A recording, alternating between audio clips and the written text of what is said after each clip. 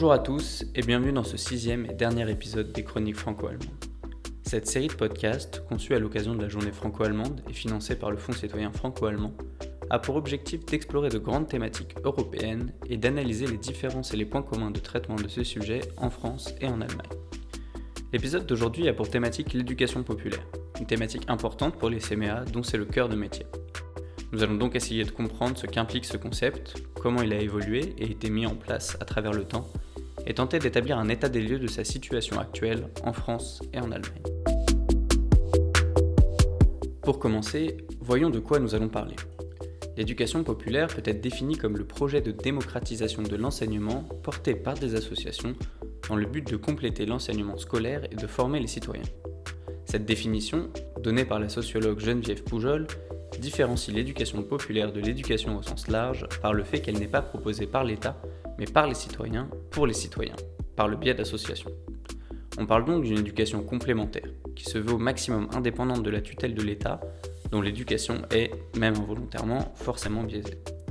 Elle permet donc une diversification des enseignements et un éveil à la réflexion et au jugement. Ce concept d'éducation du peuple n'est pas nouveau. Il est évoqué dès le XVIIIe siècle, durant la période du siècle des Lumières.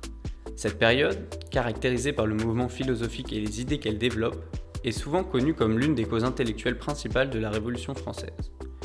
L'idée qu'elle met en avant est de faciliter l'accès au savoir et à la culture au plus grand nombre, afin que chacun puisse développer une conscience politique et s'éduquer, afin d'être capable d'exercer sa citoyenneté.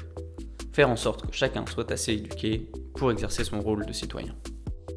Ce concept, encore très flou à l'époque, sera théorisé au siècle suivant par Nikolai Grundtvig, un pasteur danois, aujourd'hui considéré comme le père de l'éducation populaire. C'est de là que l'idée est importée en Allemagne en 1871, avec la création des premières universités populaires au sein de la DVV, la Société pour la diffusion de l'éducation populaire. L'éducation populaire vit donc un fort développement au XIXe siècle en Europe, avec un monde qui se politise fortement, avec l'explosion des démocraties, le développement de la philosophie politique et des courants de pensée, la définition du marxisme, la définition moderne du capitalisme, la révolution industrielle, le questionnement de la place de la religion, etc., etc. La place du citoyen et de sa conscience augmente et avec elle, l'éducation populaire. Mais c'est au XXe siècle que l'éducation populaire va connaître son véritable âge d'or, en France comme en Allemagne. En France, le passage au pouvoir du Front populaire entre 1936 et 1938 va lancer de grands chantiers pour détacher l'éducation populaire de la tutelle de l'État et la rendre indépendante. La Seconde Guerre mondiale va momentanément couper cet élan, mais il reprendra de plus belle en 1945, quand les mesures prises par le Front populaire pourront être mises en place. Dans le même temps, la fin de la guerre permet de relancer les réflexions politiques et la politisation des citoyens, qui atteint son apogée dans les années 60. Dans le même temps, en RFA, la fin de la Seconde Guerre mondiale oblige à une restructuration de l'éducation, scolaire comme populaire. L'arrivée d'un nouveau régime au pouvoir permet une liberté de mouvement et d'innovation grande, et la fin du nazisme laisse la place à une grande effusion politique. De nombreuses associations d'éducation populaire se créent donc dans le pays ou s'y développent depuis l'étranger. C'est notamment le cas de l'association française Peuple et Culture, qui s'est développée en France pendant la Résistance, avant de s'implanter dans les deux pays après-guerre. L'éducation populaire évolue donc dans les deux pays en parallèle et souvent de manière liée. Depuis la fin des années 60, néanmoins, l'éducation populaire a vécu un déclin relatif, et seul le sport, par son image, est resté très populaire. Ce déclin s'explique par plusieurs facteurs. D'abord, la déconstruction de la société, qui était réfléchie après les guerres mondiales, et qui trouve son point d'orgue en mai 68 en France, s'est peu à peu calmée par essoufflement ou par obtention de ses objectifs. Ensuite, la mondialisation ultralibérale a remplacé la mondialisation des idées. La place de l'individu passe avant le groupe, l'intérêt économique prend le pas sur le politique. Enfin, les réseaux d'emprise, qui rassemblaient les individus et s'occupaient de l'éducation populaire, déclinent. Ces réseaux, qu'ils soient religieux, républicains laïcs ou socialistes, posent des questions quant à leur capacité à fédérer. Ce déclin s'est poursuivi jusqu'à aujourd'hui.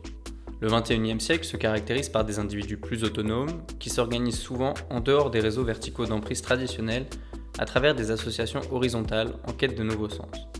Les groupes de jeunes disparaissent et laissent place à des rassemblements ponctuels, des manifestations, pour la défense d'un intérêt commun.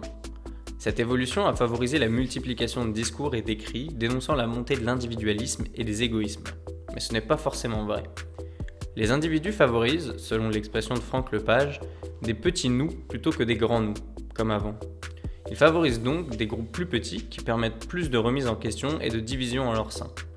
L'essor d'Internet a potentiellement joué un rôle d'accélérateur de ces changements.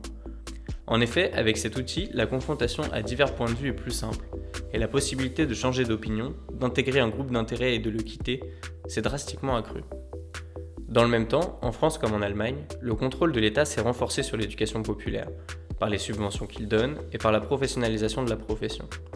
Aujourd'hui, les associations d'éducation populaire doivent faire avec l'État, tout en cherchant à garder un maximum d'indépendance dans leurs actions.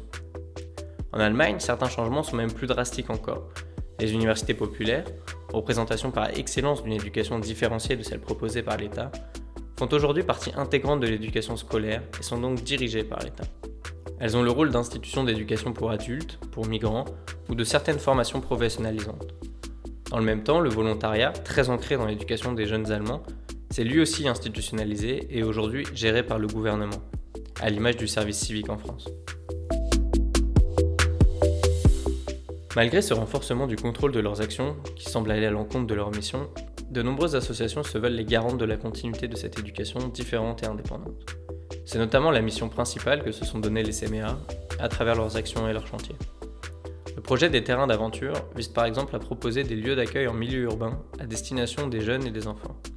Implantés dans des espaces verts ou des terrains vagues à proximité des habitations, ils sont en accès libre et gratuit.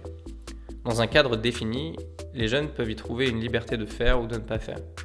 À l'origine, l'activité principale proposée était la construction de cabanes, mais au fil du temps, d'autres activités en lien avec la nature, les animaux, la création ont été développées à l'initiative des enfants accueillis.